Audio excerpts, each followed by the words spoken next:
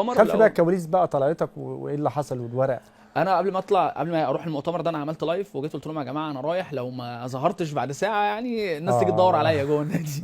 لان انا كان يعني طبعا المنتمين ويعني حلفاء الاستاذ مرتضى منصور والمستشار مرتضى منصور يعني بيكرهوني جدا، او كانوا بيختلفوا معايا بقى، اللي هو طبعا ده رئيس نادي الزمالك وهم بيحبوه فانت هتيجي، فانا مش كان مرحب بيا خالص بالزياره. بس بصراحه لما دخلت جوه يعني ما حدش احتك بيا، كان نظرات بس كده كانت مريبه، اللي هو انت مش مرحب بوجودك. فقمت انا عامل لايف بره وجيت قلت لهم انا جيت اهو حضرت بس خليكم مشاهدين. فانا بصراحه الناس اتفاعلت وقالت احنا مركزين وقاعدين ومستنيين. فانا ما سبتش الموبايل حتى عشان كده، وانا حتى طالع الموبايل في ايدي، فكان بيقول لي سيبه.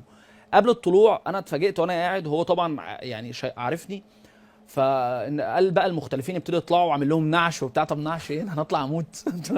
بقول لك في نعش على الشمال اللي هيطلع هينتقد. الناس بسأل عليا لو ما رجعتش تاني. انا ده ما بسيبتش الموبايل خالص حتى وانا قاعد الموبايل في ايدي، ان انا ما اعرفش، مش بصراحه انا يعني ما بضمنش رده الفعل، فانا ما اعرفش ايه اللي ممكن يحصل، بس اللي ممكن يحميني ان الناس تفضل شاهده عشان ما حدش يجي يقول انا عملت كذا وما تبقاش حقيقه.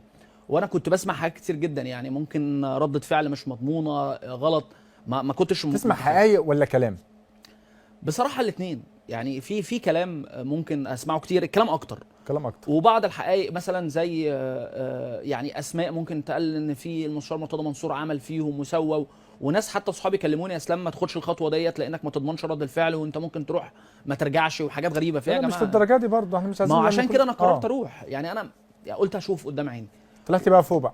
طلعت فوق، خدت الموبايل بتاعي وقاعد مستني، فقال المختلف معايا اتفضل اطلع. فطبعا هو كان في واحد من المؤيدين ليه بيقول له اطلع، فقال له انت لا، انت كده كده محسوب عليا، فهتطلع تعمل ايه؟ تمام.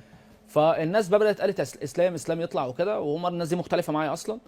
فهو اول ما شافني على طول وانا طالع قام قال لي ما انت بتقلب، انت يعني بتقلب وكده انت قلاب.